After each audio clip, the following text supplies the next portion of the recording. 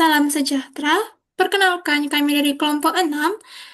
Kami akan menjelaskan laporan proyek OTS untuk proyek kecerdasan buatan, di mana anggota kami, yakni saya sendiri Yuri Pakpahan, Jeffrey Tambunan, Christian Hutahayan, dan Gloria Panjaitan. Di mana di sini kami akan menjelaskan mengenai algoritma adversarial search. Oke, Yuri, aturlah Yuri. Baiklah, jadi di sini saya ingin menjelaskan tentang algoritma Minimax. Nah, pada algoritma ini konsep dasarnya itu salah satu metode pencarian keputusan yang banyak digunakan dalam AI. Nah, khususnya pada permainan dua pemain seperti catur, tic-tac-toe, atau Connect Four. Dalam case ini kami membuat game Connect Four. Jadi tujuannya ini untuk mencari langkah terbaik optimal move dengan asumsi bahwa kedua pemain sempurna. Nah, satu pemain berusaha memaksimalkan nilai kemenangan atau max dan pemain lawan berusaha meminimalkan kemungkinan lawan menang atau min. Nah, jadi proses ini dilakukan secara rekursif hingga kedalaman tertentu dengan mengevaluasi setiap posisi menggunakan fungsi heuristik. Nah, untuk prinsip kerja Minimax itu yang pertama itu bangun pohon pencarian search tree dari posisi saat ini. Selanjutnya telusuri setiap langkah secara rekursif dan menghitung skor evaluasi dan propagasi nilai ke atas atau backtracking. Nah, untuk penerapan Minimax dalam proyek ini kita bisa lihat pada code ini. Nah, pada code ini ada struktur kelas. Kita bisa lihat code paling atas itu kelas Minimax AI. Nah, jadi di kelas ini memiliki beberapa atribut utama, yang dimana depth itu menentukan seberapa dalam algoritma akan menjelajahi kemungkinan langkah, selanjutnya time limit, batas waktu untuk menghentikan pencarian agar program tidak hang, dan nodes explored, ini untuk menghitung berapa banyak simpul atau posisi papan yang dievaluasi. Nah, untuk proses utama dari algoritma pada implementasi kami ini dapat kita lihat di dev best move. Nah, untuk dev best move ini program mencoba setiap kolom yang masih bisa diisi. Nah, selanjutnya untuk setiap langkahnya gitu dibuat salinan papan permainan atau clone agar simulasi tidak mengubah state aslinya. Nah, selanjutnya fungsi self minimax dipanggil secara rekursif untuk mengevaluasi hasil dari langkah tersebut. Dan nilai skor tertinggi disimpan sebagai langkah terbaik. Jika kita bisa lihat di code itu ada code based underscore call. Nah, selanjutnya untuk fungsi rekursif di minimax, kita bisa lihat def minimax. Nah, pada def minimax ini jika menemukan posisi menang atau kalah, nah si fungsi ini langsung memberi nilai besar plus sejuta atau min sejuta seperti itu. Nah, jika kedalaman sudah habis atau papannya sudah penuh, nilai dikembalikan dari fungsi heuristik evaluate underscore position di game.python. Nah, eh, untuk Minimax ini juga di proyek kami yang kami buat ini tidak berdiri sendiri. Jadi algoritma ini berhubung langsung dengan modul lain. Seperti kita bisa lihat ada game.python, Python. Nah, di sini peran si algoritma ini menyediakan state permainan seperti papan, validasi langkah, deteksi menang atau kalah, dan fungsi evaluasi heuristik. Kita bisa lihat pada code itu evaluate underscore position. Selanjutnya pada file the AI underscore player.python. Nah, di sini peran dari algoritma ini untuk mengatur mana yang digunakan minimax atau alpha beta serta parameter depth dan time underscore limit. Selanjutnya ada eh, UI.python. Nah, di sini peran dari si algoritma ini memanggil AI dari AI player saat giliran AI tiba, menampilkan hasil langkah, waktu komputasi, dan jumlah simpul yang dieksplorasi. Selanjutnya juga ada file benchmark.python yang dimana peran dari si algoritma ini mengukur performa minimax dibandingkan alpha beta berdasarkan waktu dan jumlah node yang diproses.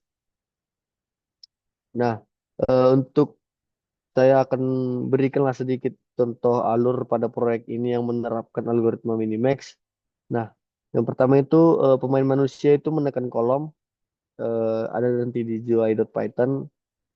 Selanjutnya program mengecek giliran AI. Nah, selanjutnya AI menjalankan, mencoba semua langkah yang valid. Nah, ini si AI, dia akan mencoba semua langkah yang valid. Selanjutnya menghitung setiap skor tiap langkah dengan fungsi evaluate underscore position, mengambil langkah dengan skor tertinggi.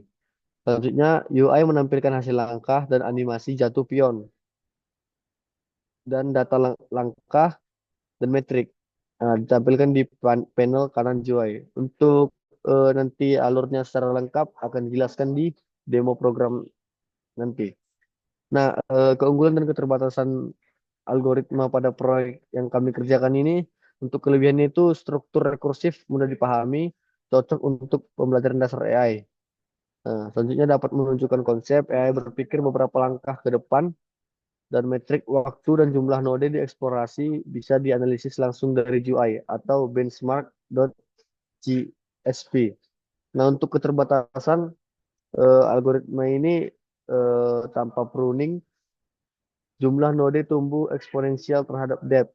Nah, ini mengakibatkan lebih lambat dibandingkan alpha beta. Karena itu proyek ini juga menyertakan versi optimasi alpha beta yang akan dijelaskan nanti oleh teman saya. Baiklah, itu untuk penjelasan dari algoritma Minimax.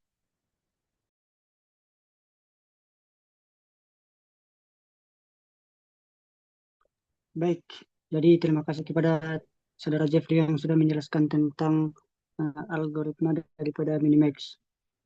Sekarang kita akan lanjut ya kepada algoritma yang selanjutnya dan saya akan menjelaskan tentang uh, alpha beta planning. Jadi secara sederhananya sudah dijelaskan tadi bahwa program ini adalah permainan komputer cerdas ya untuk permainan papan yang mencoba memikirkan langkah-langkah ke depan untuk memenangkan permainan. Jadi tujuan utamanya adalah mencari langkah terbaik seperti fungsi utama daripada best move. Nah, itu dia meniru cara manusia berpikir dan melihat kemungkinan langkah, memprediksi respon lawan, dan memilih langkah yang paling mungkin untuk membawa kepada kemenangan. Nah, tadi ada strategi dasarnya yaitu Minimax yang sudah dijelaskan oleh teman saya. Nah, jadi yang mau saya jelaskan adalah tentang optimasi cerdas daripada strategi dasar tadi. Nah, yang dimana pada dalam hal ini adalah alpha beta pruning. Jadi alpha beta pruning adalah bagian cerdas dari algoritma ini. Bisa kita bayangkan ketika kita sedang mencari jalan terpendek dan kita menemukan satu jalan yang panjangnya 100 kilometer. Nah, saat kita melihat jalur baru, jika langkah pertama di jalur itu sudah sepanjang 101 kilometer, kita tidak perlu melihat sisa jalur itu karena kita sudah tahu itu lebih buruk. Nah, seperti itu konsepnya. Jadi pruning itu melakukan hal yang sama.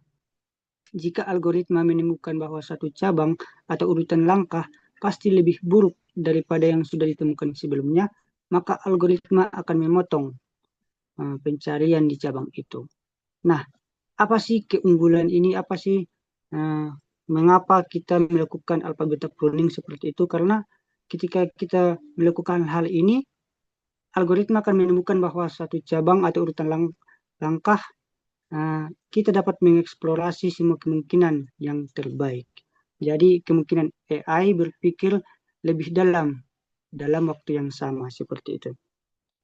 Jadi dalam kode ini juga ada teknik peningkatan kinerja lain seperti move ordering, team guard, dan evaluasi posisi. Dan untuk implementasinya nanti akan dijelaskan oleh teman saya. Saya pikir cukup untuk teori untuk menjelaskan tentang alpha beta planning ini. Selanjutnya akan dijelaskan oleh teman saya.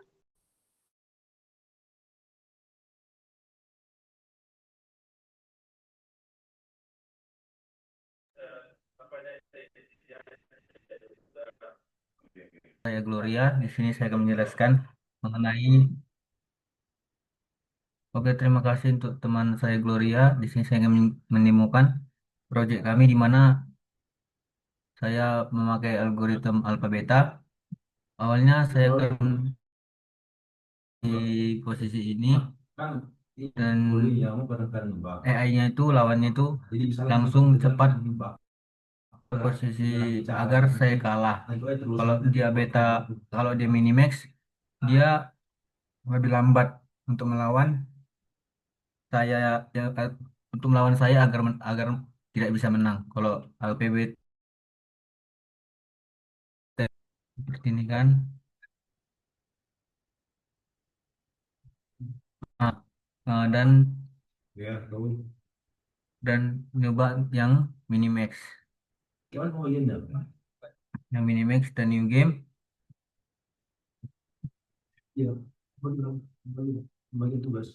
Dan di sini ada historinya di bagian kanan ini. Nah, nih. Lebih lambat dia AI-nya berjalan atau melakukan perlawanan daripada alpha beta. Ini kan ada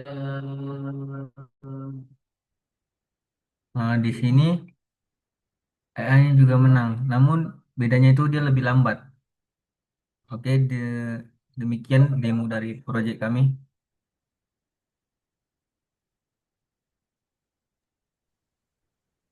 Jadi, bisa kita simpulkan